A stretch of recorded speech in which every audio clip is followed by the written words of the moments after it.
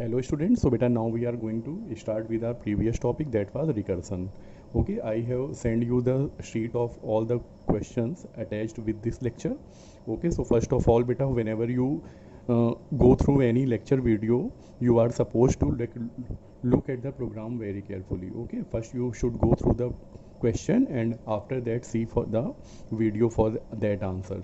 Okay, so children, if you will go through the first problem of the recursion sheet, children, if it is a very simple problem, okay, we are starting with a very easy one.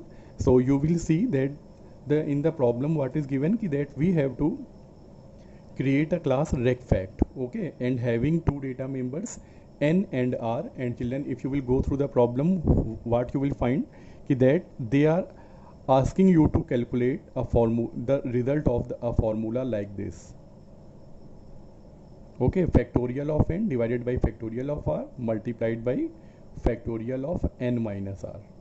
Okay, so we have to just calculate and print the result of this formula. Okay, so the name of the class is given as recfact.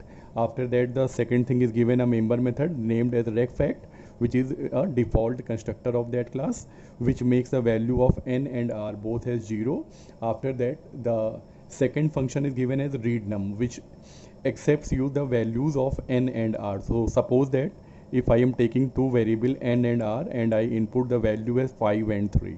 So you know now the formula will turn to factorial of 5, factorial of 3 multiplied by factorial of 5 minus 3. Okay, 5 minus 3 like this. Okay children, so now your formula will turn to this. After that children, the next method is given int factorial int num, okay, which accepts an integer number and returns the factorial of that number.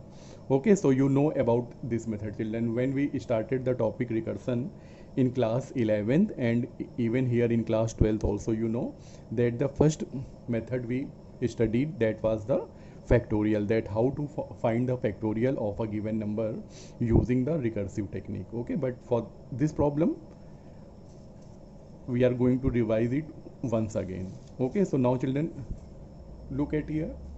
In this sheet I told you that how this method is going to work. Okay, so you know that the recursive methods are divided into two parts. Okay, if and else. And you know that the first part, if, okay, it is known as base case. Usually children, these are the part of the program where the recursion end and we know the finite result of that part. For example, here see what is told, if the number is 1 then return 1. Okay, and the second part where the recursion takes place means the method calls itself. That part is known as base case. Sorry, that part is known as recursive case. So all of you know about this.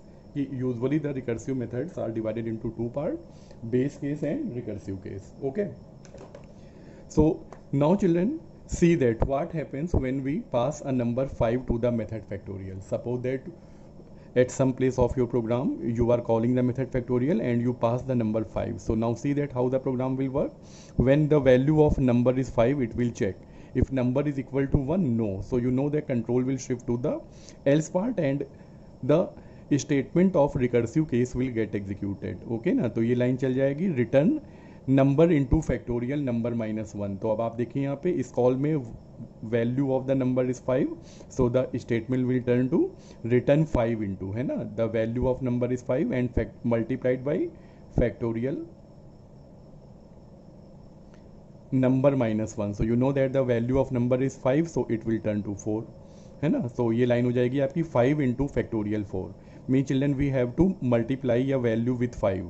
But children when you will go to the right side of the multiplication sign, then what do we find that we are calling the same method. It means we are invoking the second call of the same method. Okay, means the function is calling itself. function अपने आप को ही call कर रहा है, तो क्या करता है ये बेटा, it creates it another copy of itself. अपने आप की ही एक सेकेंड कॉपी कॉल करेगा. ठीक है, ये देखिए सेकेंड कॉल हो जाएगी और यहाँ पे बेटा सेकेंड कॉल में जो नंबर की वैल्यू है क्या पास हो जाएगी 4.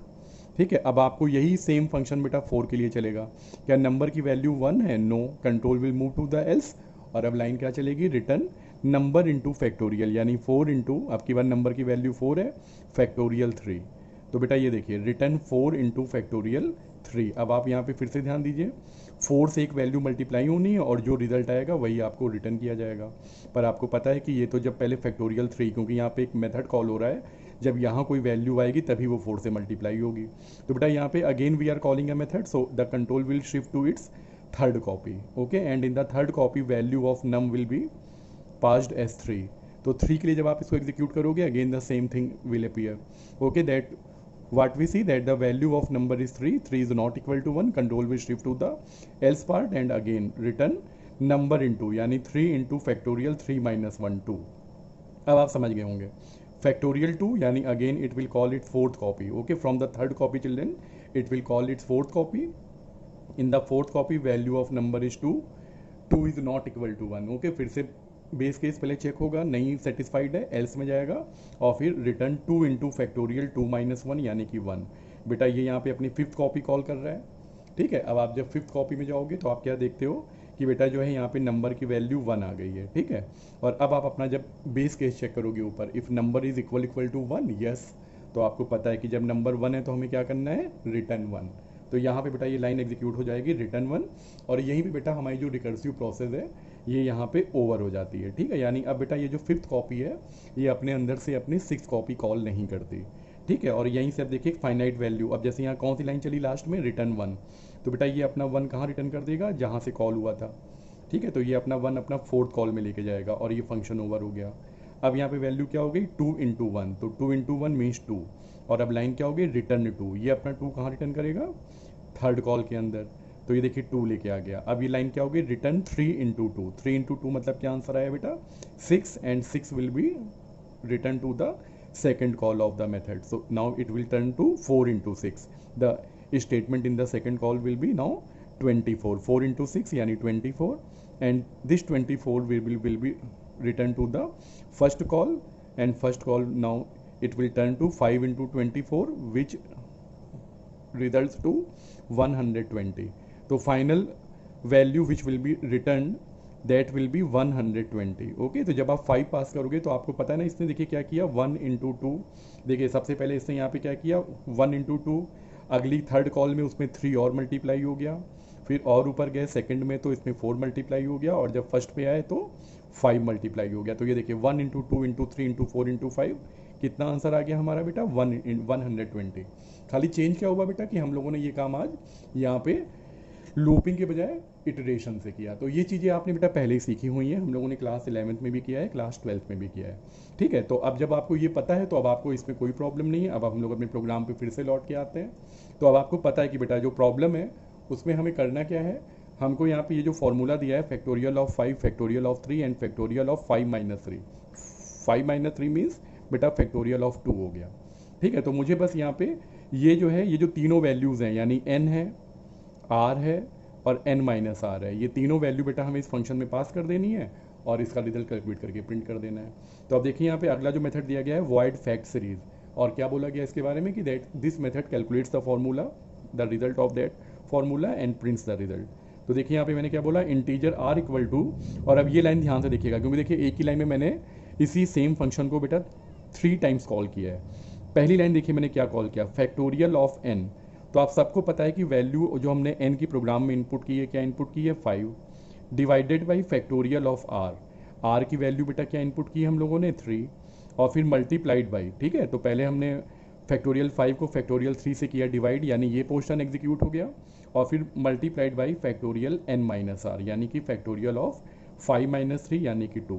तो 3 बार ये फंक्शन कॉल हुआ। तो अब आपको पता है कि जब आप फैक्टोरियल 5 कॉल करोगे तो आपका ये वाला पोर्शन चलेगा, और क्या आंसर बेटा आएगा, फैक्टोरियल 5 कॉल करने पे 120 करेगा रिटर्न, और यही बेटा 120 आपका यहाँ पे रिटर्न होके आ जाएगा। तो पहला जो मेरा आंसर आएगा वो कितना आएगा, 120 डिवाइडेड बाई, फिर आएगा बेटा फैक्टोरियल ऑफ 3। तो आपको पता है अब की बार जब आप यही सेम फंक्शन कॉल करोगे तो अब की बार जो है फैक्टोरियल 3 यानी कि ये वाला पोर्शन चलेगा आपका, ठीक है ना, 3 2 1 वाला, और क्या आंसर आएगा बेटा इसका 6। तो अब की बार जो वैल्यू यहाँ पे की जाएगी रिटर्न दैट विल बी 6। तो यानी कि जो है इसका जो हमारा है रिजल्ट वो कितना आ गया, 6 आ गया। फिर इसके बाद मल्टीप्लाइड बाई फैक्टोरियल 2। तो जब आप 2 पास करोगे तो 2 का फैक्टोरियल 1 इंटू 2 2 ही आएगा। यानी बेटा हमारा जो बन गया फॉर्मूला वो ये बन गया 120 डिवाइडेड बाई 6 इंटू 2। ठीक है, तो आपको पता है मेरा आंसर कितना आ जाएगा 40, और यही 40 मेरा आर में स्टोर हो जाएगा। ठीक, और अब हम क्या करेंगे अगली लाइन में आर को प्रिंट कर देंगे। So the value of R will be printed as value of R will be printed as 40। ठीक, अब बेटा इसके बाद फाइनल आपको बताइए क्या करना होगा। जब ये पूरी क्लास जब आप अपनी बना लोगे, इसके बाद फाइनली आप क्या करोगे, रेक फैक्ट जो क्लास का नाम है, अपनी क्लास का आप यहाँ पे एक ऑब्जेक्ट बनाएंगे ओ बी के नाम से, rec fact O B equal to new rec fact, then O B dot read num. Okay, पहला फंक्शन कॉल किया, it will take the entry of N and R, and after that children you will call the method O B dot fact series, means the last method of the class, which will call the recursive method factorial and will calculate the factorials of n, r and n minus r, and the result will be stored with the variable r and we will print that result. Okay class, तो I hope कि that you got the answer. ठीक है, समझ में आ गया होगा, बहुत ही simple one था, तो कोई इसमें प्रॉब्लम नहीं होगी। ठीक है, और नाउ बेटा आप जब मिलेंगे तो हम लोग अपनी नेक्स्ट प्रॉब्लम अटेम्प्ट करेंगे। Okay, thank you very much.